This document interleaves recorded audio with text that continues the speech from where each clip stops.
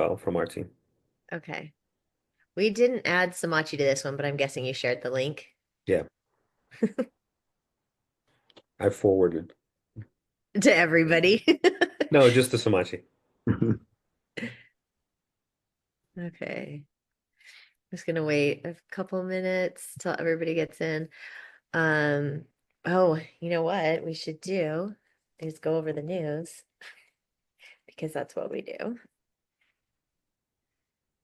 gonna pull up our latest news.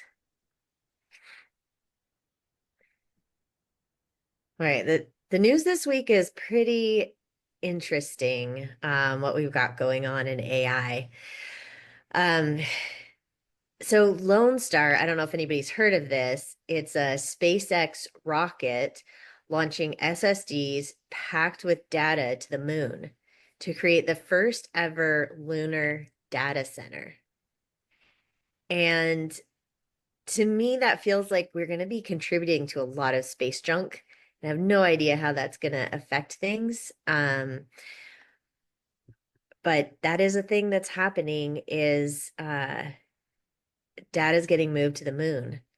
And they're saying, it's immune to climate disasters and hacking. And so they are going to be offering this off-planet storage for governments, corporations, and even entertainment. They say that there's a popular band's music up there now, or, that will be up there with this. Um, so there's a question of like, will space-based data storage be the next frontier?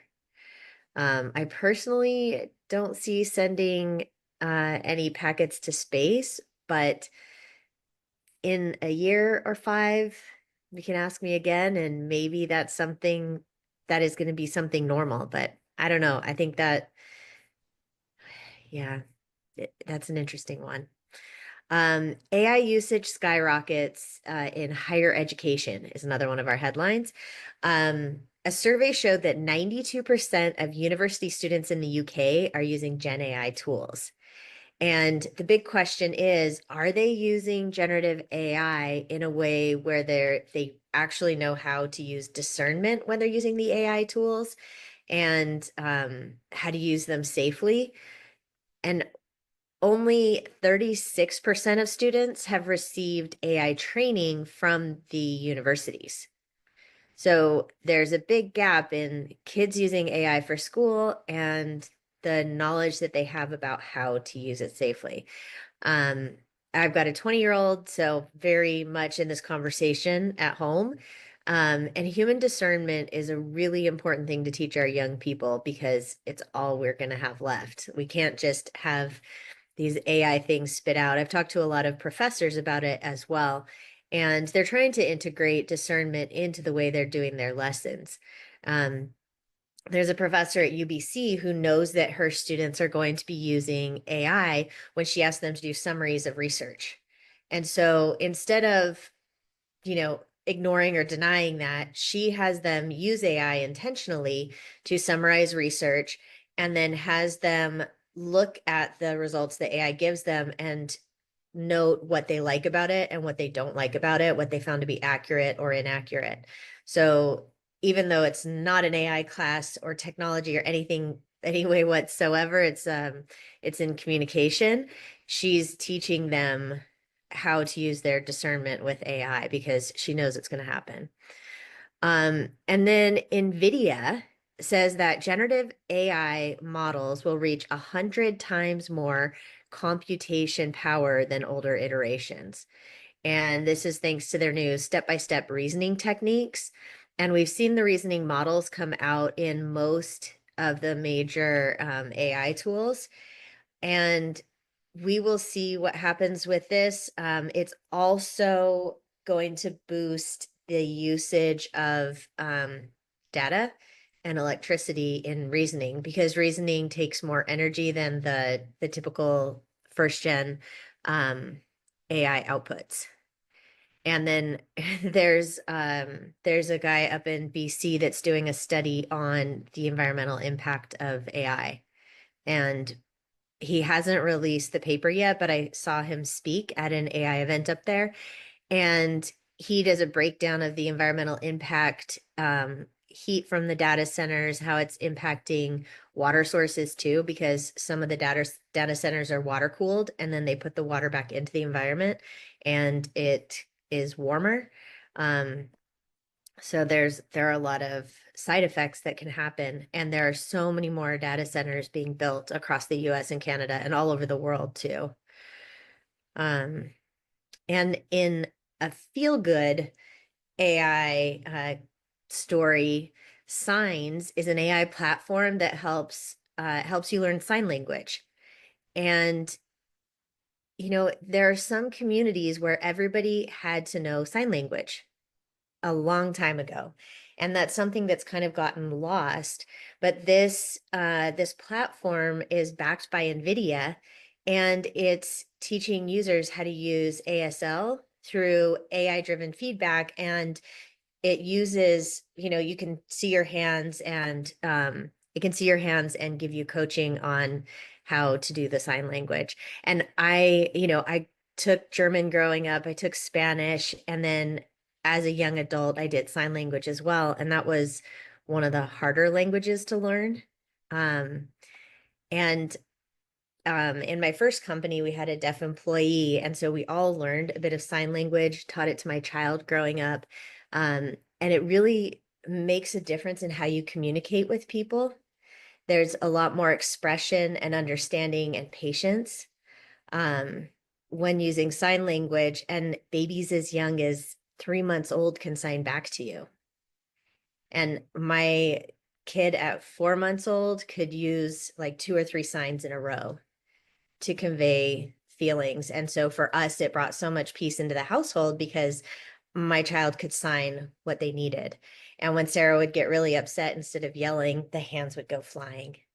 And, my child can talk, but then, throughout school could make friends with deaf kids and feel comfortable in their families. And, it's a different culture. So I like any of the AI tools that help to bring empathy and um, more connectedness with us instead of separate. So we featured the Signs platform in the newsletter. I think Mark probably put the link to the newsletter in the chat, and we can do it again because we've had people rolling in here. And last week, if you missed it, we did a data analysis project. Andrea did that one, and it is up on YouTube if you want to take a look at it. Andrea used Gemini and ChatGPT to help one of our students with a data analysis project. And in that, she learned that Gemini got the math right more than ChatGPT, but ChatGPT gave better insights or more novel insights into the information. And Candy was the one who participated in that project last week. So thank you for letting us use your information. And it's kind of fun for us to see how the tools are currently functioning because they change so often. So Gemini was the winner on math and accuracy, and ChatGPT in this instance was the winner on unique insights. And today we're going to share with you some of the things that we do inside of AI Smart Marketing and AI Smart Ventures Insiders, this whole little AI Smart family to automate the functions in the agency. And we're going to be offering a class in April, walking people through this, and we'll hold your hands on how to implement this yourself if you want to. So we're going to show you what we do, and we can't get into too much of how we do it on this Zoom because this Zoom is going to be recorded in public, and we have a lot of private information that we would like to keep private, but we will share that in the course that we're going to be offering. So here is your practical guide on how to AI your agency. Let's see. So we use this 4D process. We will define a workflow and document SOPs, standard operating procedures, and the RACI for each stage of the workflow. And I'm going to paste this, whoops. We have an agent or custom GPT that I built. I'm going to share this in the chat with you too. Doo-doo-doo. This is our workflow and SOP creator. This custom agent has probably 8 pages of information and instructions behind it to give good workflow and SOP outputs. And you're more than welcome to play with it. It's pretty cool because it will even define the RACI for you, even if you don't give it. And RACI is who's responsible, accountable, consulted, and informed about that project, step in the project. And because it's really important to know the humans involved, the technology involved, and the process involved. And Ben and I were talking about this the other night. When you have these workflows defined and really well documented, then you can hand off these SOPs to AI to build the things for you or to do the tasks for you. And you'll need to know where you're going to send your information, who you're going to send it to, where your stopping points are. So first, we're going to look at we outline a workflow, we document the SOP, and maybe we have an SOP and we re-look at it with the lens of AI. And just now we've been going through all of our automations and revising them again because there are new tools we're using, new capabilities, and we think we can shortcut some of these processes even more and make them better, more efficient. And so we define those for each stage of the workflow, and then we design.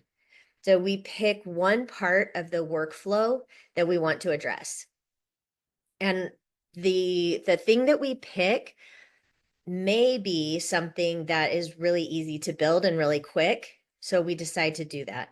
It might be the thing that disrupts the least amount of people internally and externally. Or it might be the thing that I don't know, that's going to make us the most money. Like we have different determining factors. Like in November, we were challenged by one of our clients. They said, we want you to be able to handle 100 enterprise clients concurrently for training every month. So that meant we had to onboard 100 clients every month and intake them into the LMS. We would have this whole process. So we looked at, I'm going to scroll ahead here. We broke down the process. Here we go. And it's 20 steps from onboarding all the way through to completions and reporting. And then we look at each one of these steps and we will turn it into an SOP. We name the technology that we have and maybe the technology that we want to use in that step. And then we look at the places where we may want a human involved and we'll need to have a stopping point for this information that's getting sent around. There's some things in here like we need a human on step 8 to review this employee survey. And we will never have AI do that step. AI could do that step. In a different context, we're playing with that, but this is somewhere where we want human discernment involved. And so we'll create these different points for the different tasks to be done and decide what technology needs to be used, what technology do we think will work, and who needs to be informed, consulted, who's responsible for this. All right, I'm going to go back up.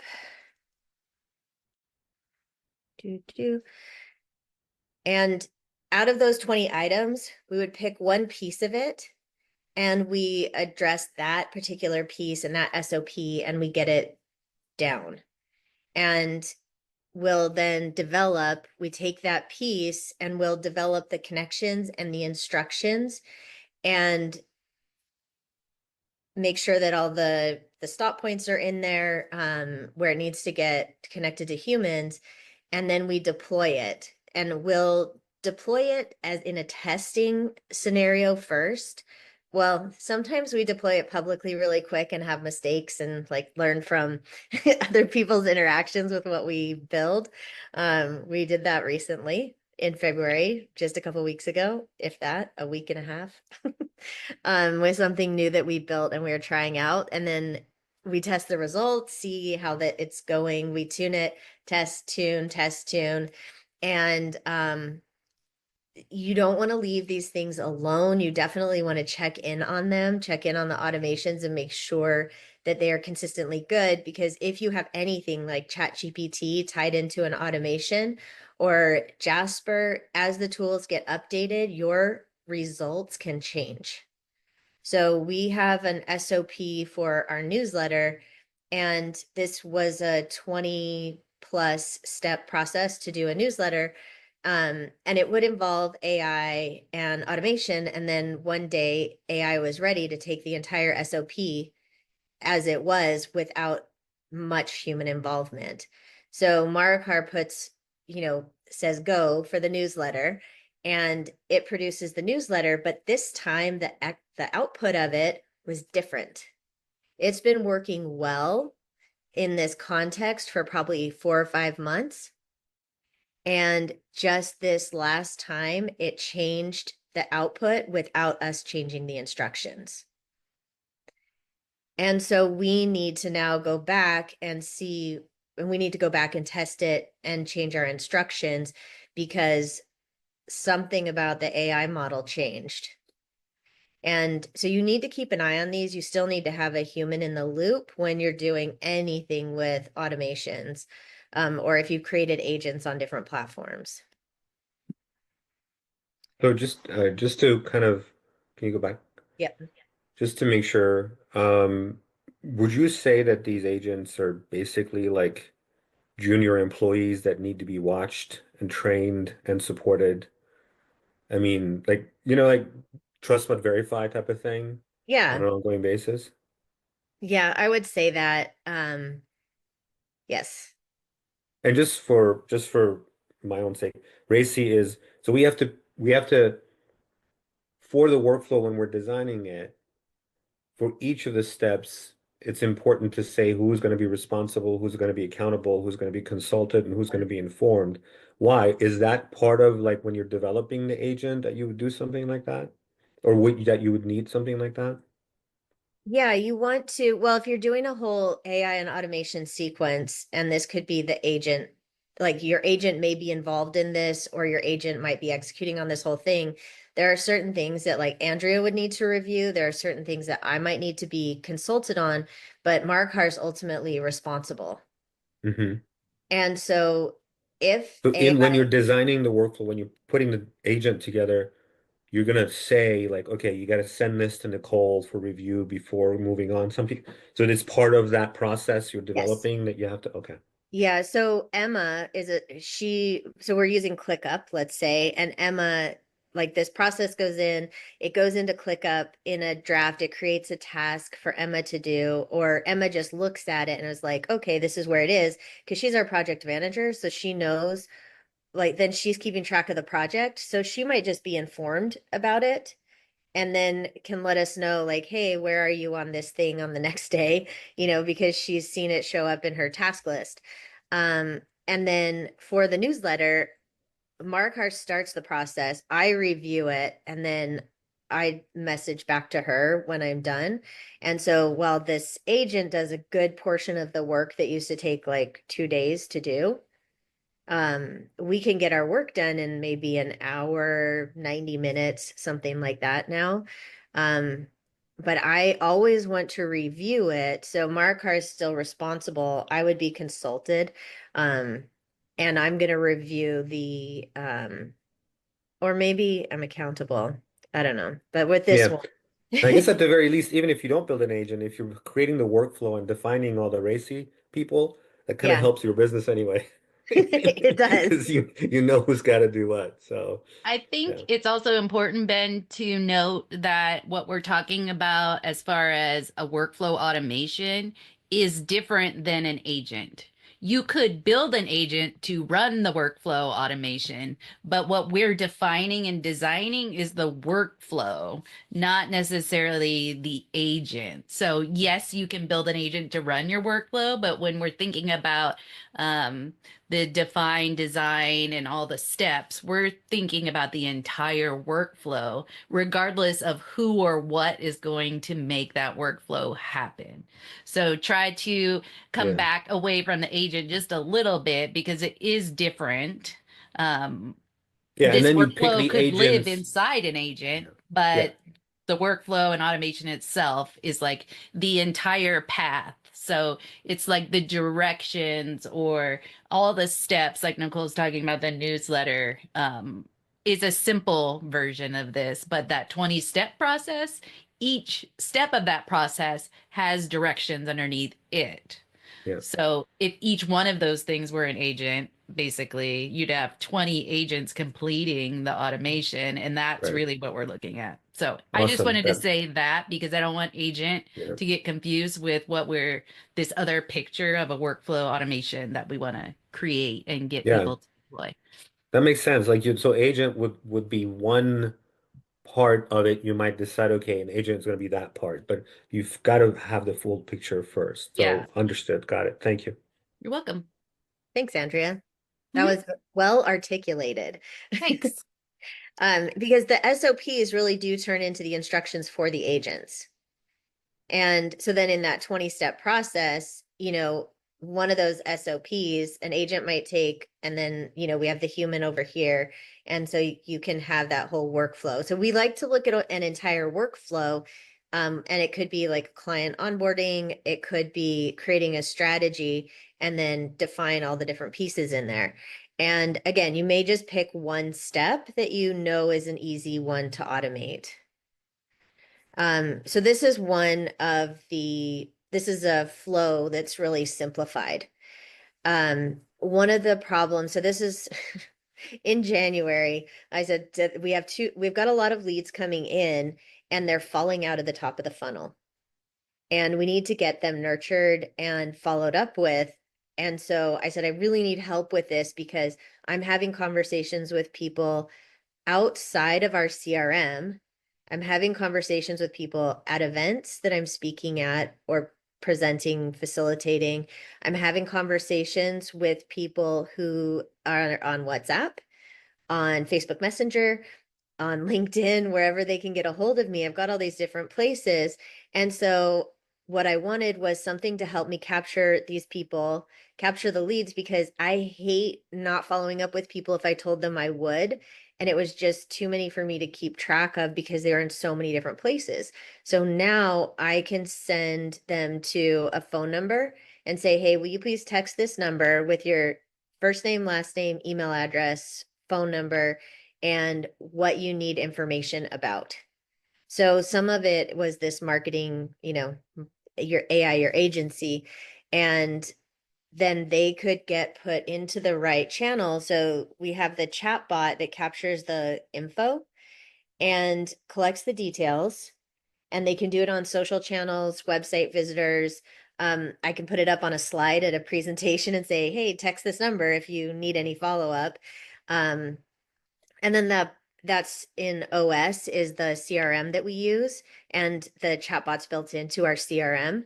And so then it funnels the visitors to the right pipeline categories. So they actually occur in our sales pipeline or our newsletter pipeline, and they get put into the right place because of the chatbot. And then the Slack notification goes to the team if there's a sales lead, somebody that needs a discovery call, because not all people need a follow-up like that. Some people just need to be added to like this mastermind session or labs or, whatever thing that they came to see. But if there's someone who needs a meeting, then it can go in there, or um, we've done this before and we need to do it again. We just don't have the support at the moment. Is they get sent a calendar link to book a discovery call, and there we'll talk about the issues. Now we do have a discovery bot, and so we can kind of suss out the information. The notes get added to the person's file in our CRM. So if the person has a good conversation with the chatbot, we'll have more information um, which is our preference, is to get as much information as we can ahead of time so we know the context of the conversation or how we can serve them best. And then, yeah, so then they'll get a follow-up email from the system saying, thanks for inquiring about, depends on the pipeline, which email gets sent out. And it could be you're registered for Mastermind, you're registered for AI, your agency, or it could be the automated message that says, hey, book your discovery call here. Depending on where the bot and CRM, like where it sorts them in. And this is some of the stuff that will show the back end, the inside of the system. I just don't want to do that on a recorded call because it's our actual people in there. And we have this pipeline set up, and as people move through the pipeline, they receive messages based on where they are in the process also. So we try to automate communication because for me, I want everybody to feel cared about when they come into our environment. And I don't want that to depend on me remembering to message them back. I want them to have automated systems of care so that people do feel like we're there, we're paying attention, we care about their needs, and we're here and we can deliver something, that will satisfy their needs, like the webinar today.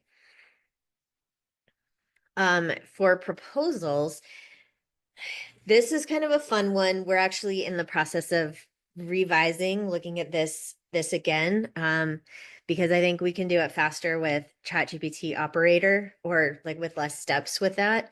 But right now we can send the notes from Read AI into ChatGPT. ChatGPT can grab all the customer information, and then use the proposal template, write the proposal, send it to OS, which is our CRM system, and then we have a human review it there. So it gets marked as a draft. And then human Andrea or human Nicole will look at the proposal and make sure it's accurate. Because, and then we send it out so we can check yes. And we still have to manually create the invoice. So when a proposal goes out, the client signs it. This all lives within our CRM system, by the way. Client signs it, and then they're auto sent an invoice after so it's a combination of AI and automation. And then they'll get a follow-up email, which is next steps. And it's either a link to book their strategy session, which is a 2-hour Zoom. And then they'll get sent their think sheet, which is a really long intake form. We try to get as much information as we can on the think sheet. And then if they're not going that path, they'll get other instructions if no appointment is necessary. So it could be going into a course, and then they'll get a different automation that way, which Ben, I think you guys have probably received some of those emails about, hey, you're registered, and then you start getting all the invites, calendar invites, and SMS reminders and all of that. And so we just try to make it as smooth as possible for the customer. We really want to give people that smooth experience that's seamless and consistent. And then one of the things that we're going to be adding into the proposals is when ChatGPT takes it, because web search is enabled on there, they can go to the client's LinkedIn page and business website and grab information to create the custom voice and mention language that would resonate with that client. So that's kind of the upgrade that we're going to be testing in this process so that it can be more personalized. Does anybody have questions about proposal process?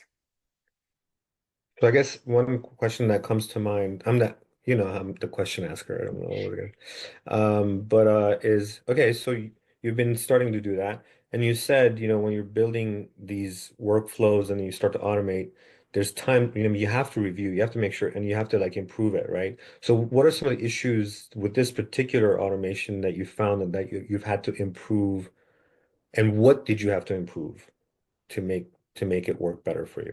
Well, AI is pretty good at proposals. As long as you have a template. I would say our improvement on this one is to have it sound more personalized.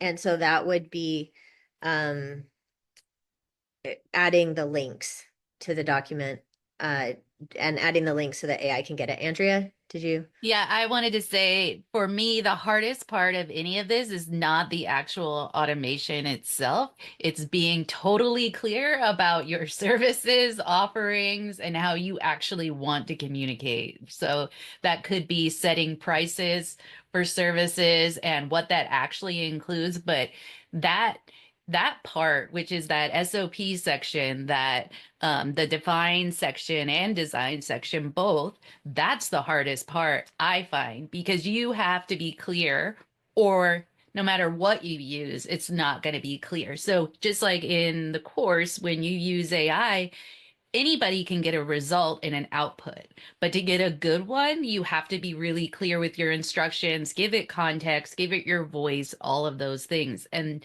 to me, that's the biggest challenge, is making sure you're clear enough, because all that info for most of us lives in our head, right? But we don't necessarily write it out as instructions. And that's why that beginning part of this 4-step process is so important. Not only who needs to do it, but what needs to be done and at what pace and at what step. And that's the part. Otherwise, the only issue you'll have between here is if Slack gets some sort of update and it no longer sends a notification, or same thing with ChatGPT or Zapier, or any of them. And that will happen. Like, we've seen how many versions even of ChatGPT there have been already. So I think you'll have less issues there than the actual defining of what it is that you do or want to put out there and how you want to respond to people. Back to prompt engineering being Yep, the source of everything. Okay. it is. And so that responsibility, a lot of it lies with me. I'm accountable. Emma's sort of, I think, the responsible one on this one, but I'm accountable. So I have to say what the items are, how much we're charging for them. And I just remembered a new product that we sell. I had 2 inquiries for it over the weekend. And and by product, like it's service, but I had not even considered it when we were going over our price list again. Because we hadn't had that inquiry for a little bit, but it's doing forum presentations for EO. And so I got 2 of those inquiries. I was like, oh yes, this is a thing we do too. So we need to add that to this, to the price list and what that process looks like. Because that's actually a really simple process. It's a checkout page and then they get, but we have to gather everybody's information from the forum. We need each member's name, business name, because I want to make a presentation that's custom for them. And so that actually turns into a different type of process in here. So we'll get to a certain point, but it actually goes a different place because it's a different product and requires a different automation. And those are the things that we've discovered along the way as we're doing this, because we can create SOPs. And this really brings your SOPs to life instead of them sitting in a folder on some hard drive in the cloud. And then you find those little gaps and you go in and figure out. But I think each time we go through this, like doing the forum process, we collaboratively we came up with a really smooth, easier, more efficient process that I think will give better results. Because we always are asking ourselves too, like, how can we provide more magic to our clients and have it not take any more time, but it's because of how we know how to use AI. So how can we deliver more magic and how can we save more time? Can I add something in, Nicole, really, really quickly, of like Yeah. just a heads up, and like this is also, I guess, kind of a plug for next week's like lab about Zapier, because it's going to go in a little bit more. But I think with Zapier being such a big tool to connect, because not everything can happen in one tool, the biggest hurdle I have seen with us and other companies using it is the formatting of the information coming out of the AI tool, and then how making sure the format from one tool to the next tool matches, and that the information can be trimmed or converted in the right way. So like if you like, this is like such a common one and it's so silly, but if you have a full versus a first and a last name, so Yeah. like we had that with forms, like can you break it up? Can the automation do that so it's not a manual data entry? Or like for the proposal piece, where do we need the breaks of information to happen to plug into the right part of each proposal or offer to match it? So like it'll spit it out, but then formatting that data to speak to the next tool, I think would be a hard or not. It's one of the more tricky. You have to go back and test a couple of times to get it right as you're doing it. Yeah, because some of the things like what the API says that it can do, like the ingredients in the recipe, like the way that each one of us would bake it is going to turn out different. So Talkadot is a tool we use. When I go speak at an event, I put the QR code up and people do a survey and they tell me how I did on the engagement. And then if they need follow-up, that's also taken in there. So Talkadot has a series of questions that it typically asks.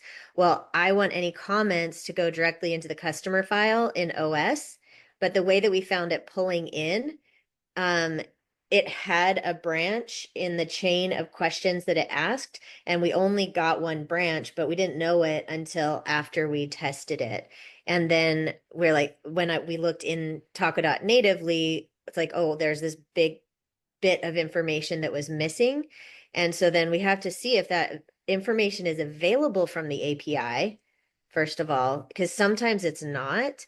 And if it's not, then we need to have it in our process that, yes, we have this person in a card on our pipeline, but we know that it came from Talkadot. So we need to go back and verify like the full details of it. So there are some of those things where you find like what information is available, how it's formatted, and it does take testing it to figure it out. Would you say, I mean, this brings up another question is, okay, so you guys have these processes that workflows that you've built, and then from there you've built this automation with agents that are connecting through Zapier to multiple systems with data being off.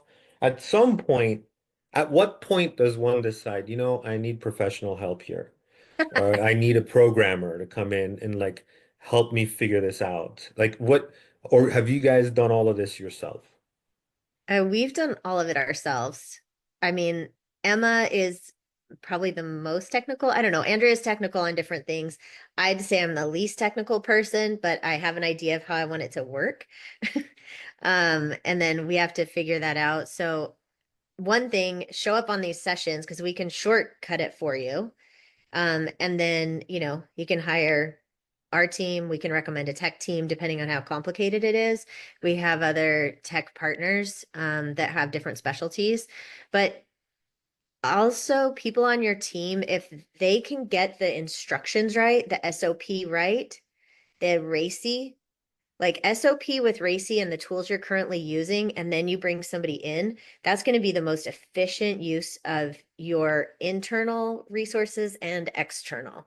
Because an external consultant can ask you all the questions, but really you're the experts on your process. And then the expert could come in and say, oh, I see where we could shortcut things here and here. Do you need to do these steps? And they might question it, but the more you can come prepared with really good workflow and SOP, because you know your business, you're going to save so much time and money when you bring that outside resources in. So Makes when sense. when you get to a stuck point, I mean, you know me, Ben, you can message me, but sometimes it might be a more like time consuming conversation, and then you Yeah. need to bring someone in, but that's where you can learn from the people that are doing this like us. We've been doing AI and automation stuff, especially automations, for a very long time. um I mean, 20 years for me, as much as possible, and AI added into the mix since 2015, so we can probably shortcut your learning on this stuff. Sounds um good. This one, the 12-month marketing strategy and plan, I love this one so much. This has been a huge, huge, huge time saver. So this process would have been 6 to 8 weeks to create a 12-month marketing strategy with a plan that is month by month, tactic by tactic, how much time everything takes, what social networks you're doing, what trade shows you're going to, awards you're going to apply for, like everything in a whole marketing strategy. Now we can do that. And we've been doing this for a couple of years now, and we refine this process pretty, like every time we do a strategy, we ask, how can we add more magic and how can we save more time? And that's what I like about our little team. Everybody's open to it. Like we're committed to giving the customer a really good experience, but we're not married to our process. We're married to this, we're committed to having a good experience and a good outcome. And we're really flexible and we want to do things more efficiently. So in this process to get the marketing strategy, where we were here, we sent them the think sheet and then they book their strategy session. So then in the strategy session, we use Read AI for our notes because that's the one we like the best for our AI note taker. And we have the think sheet, which is a simple Google Doc. And we use that for the agenda of our meeting. And in our think sheet, it has a bunch of questions that we ask them. And we apply this same thing to AI strategies. So we do the marketing strategies, we've done them for years. And then we started doing AI strategies and we take the same process and apply it to something else. So whatever your business is, like this will work. I mean, this can definitely work for you too. But we take the transcript, the Google Think sheet, and in the 2-hour conversation, we go through the think sheet. We know people can't answer all the questions in there. So we'll spend time talking about the things that maybe weren't so clear or weren't answered. And then we take a completed think sheet. We take the transcript from the call, and then we upload it to the Jasper knowledge base. And Jasper is an AI tool that is built for marketing. It's trained and built for marketing. It uses 12 different LLMs at least below the surface, and it's trained on marketing information. And then we create the strategy in Jasper and we bring in probably close to 5 pieces of knowledge. We have prior strategies that we use as a template. We have the transcript from the Zoom call. We have the Google Think sheet, probably style guide, voice. And we want it to be in the customer voice. So we have probably create the customer voice in here for them. And then we produce the strategy and it's in a doc format, and then we have humans review it. But this process, because we have all that knowledge, takes minutes. If minutes, I don't know, Andrea, if it takes like 2 minutes to do. I'd say like the first round takes maybe half hour or less. Only if you just set it and it's automated, it can go, of course, really quickly. But checking through the human checking part, of course, takes some more time. But I think we get it down to days instead of weeks for sure. The entire process, which means like the presentation made for the client, the implementation calendar, the entire thing in days instead of the 68 weeks. So, yeah. And so then we give 2 weeks. We tell them we'll have it back to them in 2 weeks. And so part of the automation too is that when they book their first meeting with us, they book another one 2 weeks later for the presentation. And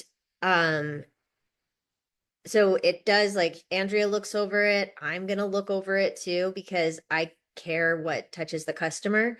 And so by that, that's what we choose to do. We could probably just send it to them and it'd be fine. But it goes from Jasper to Gamma. Gamma is the product I'm using right now, the AI tool to do this deck. And we put it into Gamma. Gamma's formatting of the information is not going to be spot on. That's going to need editing. So that's a place that we polish it up by humans, but it's so much faster than if you dumped it into Canva or any of the others. Like it generates the deck really quickly for you. And then we do the strategy presentation on the Zoom. And what we have added to our strategies, because we can with AI, we have that 12-month calendar that's in a spreadsheet. And then we also have We give them brand story, like story brand elements. So we give them their 10 headlines, 10 taglines. We give them elevator pitches, 2 150-word elevator pitches in the story brand format and 2 50-word elevator pitches. We used to pay somebody to do the story brand process for every client, but now we can just use AI for that and it gives us really good results. And then we also give them creative strategies. So we'll give them 3 creative campaign ideas and everything they need to do to execute it. And so we tell them, we're like, you can walk away with this marketing strategy package if you want to and go execute it on your own, but it's a lot. So, usually we end up doing it.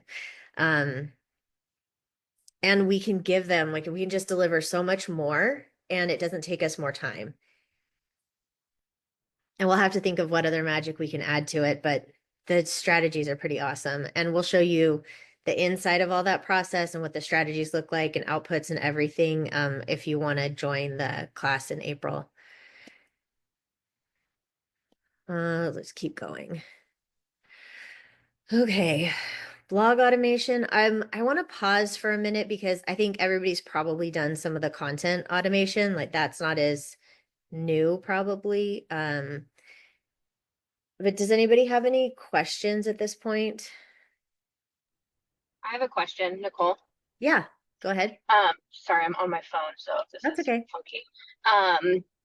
With Jasper, I think I've mentioned before, I've used Jasper, but in pre-ChatGPT days. Yep. I'm not using it now, and maybe this is a conversation for later even, but I'm really curious about the how you would do this if you didn't have access to Jasper, like how you would maybe utilize chat for this, or explain to me why that's stupid and we should just be paying for Jasper. You know? I mean, it depends how often you need to do marketing things. Jasper just does better copy because it's designed to do marketing outputs. You can use ChatGPT and create some custom GPTs or agents in there. And Jasper, the reason that we have stuck with it, because we were using it pre-ChatGPT too. We've been using it since 2020. And the thing that they are really good at now is being collaborative. So when we create a new, let's say we have a Phoenix TS group on there or a special account, then we can share that information for the client all inside of their little special environment. We can have, for us, we have multiple voices in there. You could have your executive voices in there and just create a lot of content. That way it has, so Markar creates something, she can share it with me. It's probably one of the most collaborative AI tools that we use because you can share custom GPTs, but it's not a real collaborative environment. You can't edit each other's things and keep going. You can't share chats and edit and share and see the edits unless you just like keep resharing the link. So the collaborative nature of Jasper for us is really important. And if you have a marketing team of even 2 or 3 people and that you can keep everything in there, it's so good for organization and collaboration. Andrea, were you going to say something about? I wanted to add too that not only are the outputs better because it is for marketing, it also is trained to know as a marketer, like what insights you're going to want and what to ask you next. It's really good at customer insights, audience, researching all of those things about your specific business, or if you're doing it for someone else, that's the extra. You'll never get, I don't think you'll ever get what we get out of Jasper in ChatGPT, at least not in, it would take you a lot of steps because ChatGPT is trained on everything. Jasper is sole focus is marketing, and that's all it thinks about. So it knows when you're asking a question that you have marketing in mind, and then it's going to tell you, hey, oh, I noticed you were thinking of a product that was for 20-something-year-old females. Well, here's this other thing also that you may not know that would be relevant. And it's really good at pointing you in those marketing strategy directions. So I don't think you'll I think you could get a basic little, okay, I have this webinar and I want people to register for it. Help me create a strategy to do that. I have 4 weeks and ChatGPT can say, okay, send out an email on this day, send out some text, add people to a landing page or whatever it is. But the actual content for all those things and the bigger picture, I would still do that in Jasper. Yeah, and you also have your knowledge base in Jasper. So if it's a webinar on these things and it's something we've done before, I just grab a piece of knowledge and then I have my voice applied to it and it does it with that knowledge with my voice. And so you have your own custom RAG, which is what they call a custom knowledge base, but Jasper has that. You can have all the information about all your product and service offerings. So you just pull in the piece of knowledge to any of the outputs that you're going to do. You can do that for press releases. You could do that for all your social. And so it's very well organized for a marketing department. And you can get like the more junior versions of Jasper, not the enterprise one. I think it's $69 a month or something. It's not that much for how good it is and the time it can save you. And it is so much different than the early Jasper. And Ellie will get into it. Usually we do a lab on Wednesday where we go deep into Jasper and show you more the things that we do in there. Yeah. We could go all day on Jasper. Like it's so good. Mhm. And No, there this is is a really good. question about images in Jasper too. Okay, Ellie, what was that? No, I was just saying, what did you say about Wednesday mornings? Oh, Wednesday labs. Like this session, Oh, okay. we'll do a session on Jasper on one of the Wednesdays too. And if you have questions when we're going through stuff in class, we can show how to do the stuff in Jasper as well. Cool. Thank you. Jasper for images is improving. We typically don't use it. We use image generation tools. What was the question specifically, Andrea? How is Jasper for images and Oh, design? okay. I'd say it's okay. It will create images, but like Nicole's saying, it's not an image generation tool. You know, if you want, you can use it. And I think it's Dolly, and I can't remember, oh, Flux, Flux. and there's a Yeah. few of them now that it's connected to. So it's as good as any of those tools because it's connected to them. We use Midjourney if we need something super specific, photorealistic. We use Leonardo. But all of those things can be built into your automation. Not necessary. There is, and I know nobody wants to hear this, there is no one tool that's going to do all your things. I'm sorry to inform you. I wish it weren't true, but it just is not there. At least not yet. And to be honest, I don't know. Would you want someone that's focused on marketing to be doing your sales or pricing or things like that? So in my mind, I'm like, everybody stays in their lane. If you need a quick image using it in Jasper, it's fine. Like if you don't care if it's a landscape or some representation of whatever, an apple, or it's fine. But if you need something specific, I need 3 females sitting around a conference room table in Seattle. Like that's where you go to Midjourney or Leonardo or some of the other ones. Yeah. Yep. All right. Any other questions on creating strategies and plans with AI, this automation? Okay. That's a good point too that Emma put in the chat. Jasper has better Zapier integrations to run the prompts and specific types of content.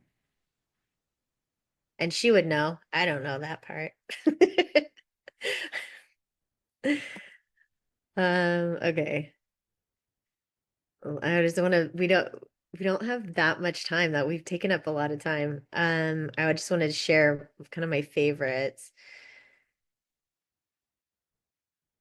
Okay.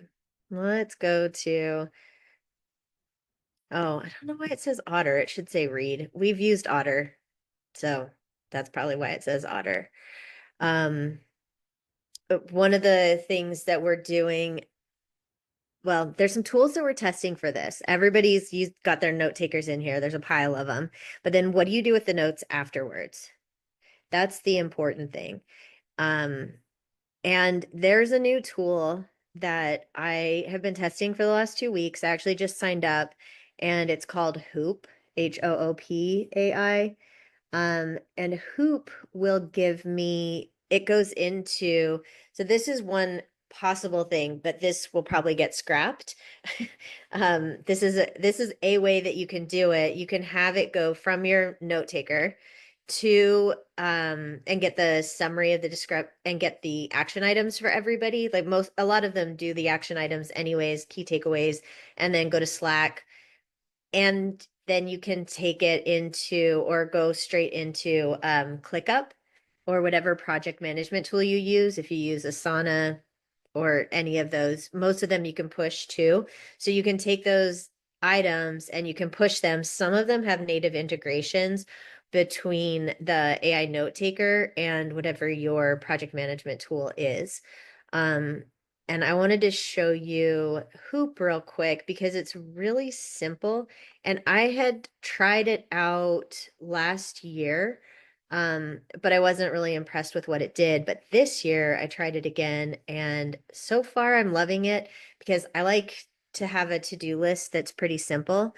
And it has all these incoming notes, and then I'll review these, but I might check them off if I already did these tasks, and I can just drag and drop for me, for my assistant, for the team to do. And the more team members you add, it actually will like auto populate the different columns.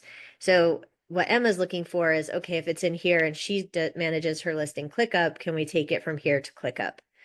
And I have used a number of different task management methods and tools. For me, straight checklists are usually the best of the things that I need to do. So, and it takes it from my email, it takes it from Slack, and it takes it from Zoom calls. And it has a desktop app, so I can actually start it without anybody on the meeting seeing. And it starts to create a task list. So I can actually start it when I'm on a phone call too. And this icon with the little swirlies is me using the desktop version. You can see the AI Smart Office Hours. It shows the little Zoom icon because that's where that task came from.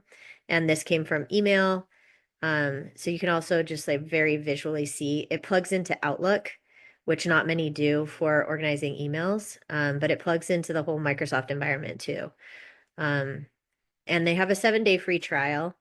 So that is something that we're testing out as just how to keep track of all the to-dos, because it seems like it is just a never-ending list. And I want to make it more manageable. And also something that's really important for us is teamwork, and that we can do these things in teams and be collaborative with the tools that we choose. All right. We are at time, but I'll stick around for a little bit. If anybody has questions, if you want to do the course, so we just put together like a quick little AI Your Agency course so we can help you do this. We're going to run it in April. I don't know if we'll do it again, but there are so many people that we know need to get caught up on AIing the agencies because this is so much manual work that tends to happen. We want to help you with this process. And it's the define, design, develop, and deploy. So in there, we'll define workflows, design SOPs, map out the workflows, and help you connect your tech stack and deploy and refine your automations, agents, whatever you decide to work on. But then we help you in that process. So there's a little information on that if you're interested. Does anybody have any questions? Thank you so much, Nicole. We have to jump on another one. Okay. All right. Thanks for coming. It was nice to see you. Thank you. Nice seeing you. Hey, Samachi. You're welcome. Nicole, I just had a quick question. It's Cheris, and I was going back to Hoop and the to-dos. Yeah. You know, it's funny. I had like so much anxiety about like jumping into AI, and I feel like you guys have really helped me understand so much more. But the anxiety that comes up now is I'll turn on my camera, is that it's gonna miss something. And so, we keep talking about like the source of truth, right? So it still requires so much of human. And so I don't know if you can really answer this, but like the trust that you have, just specifically like with Hoop, and I know you're testing it out, so maybe you can't talk to that, but for to-do specifically, do you feel like it's been pretty accurate? Yeah, it's been fantastic. It's Okay. been so good. That gives me peace of mind. Yeah, that's why I paid for the subscription, because it did such a good job at grabbing things even from my inbox that I needed to do. That's what alerted me when you said that. I was like, whoa. To not have to check my email all the time, right? I feel like it's a video game versus, seeing it very clearly documented. Yeah. And Alan, then the joy of checking things off, right? some people find joy in that. Yes. The small things in life I take joy in. Yeah. So, okay. But Alan, still, for all of the tools, it seems like it still requires, I mean, because we care, right? I mean, I know that that's part of it, but it still is a human source of truth throughout the process. yeah. Yeah. But I can go through my email just once in a day and feel good about it. Okay. Well, that gives me peace of mind. Thank you. You're welcome. All right, Alan.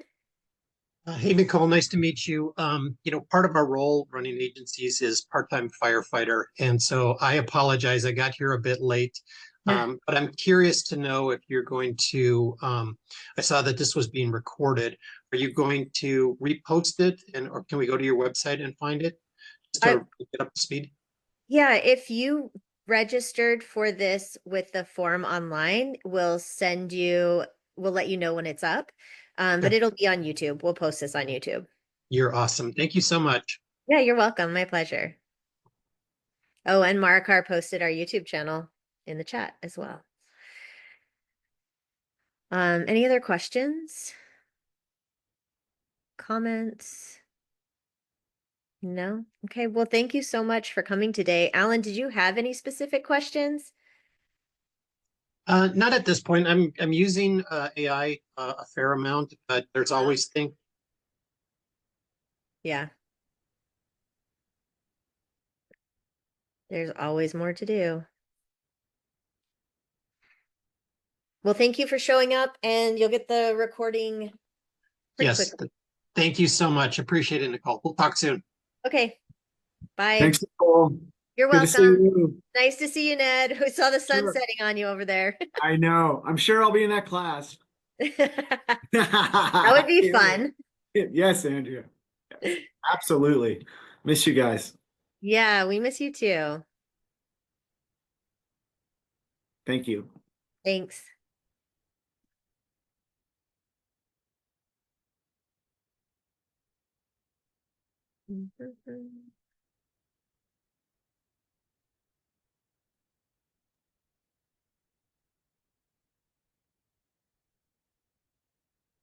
Almost.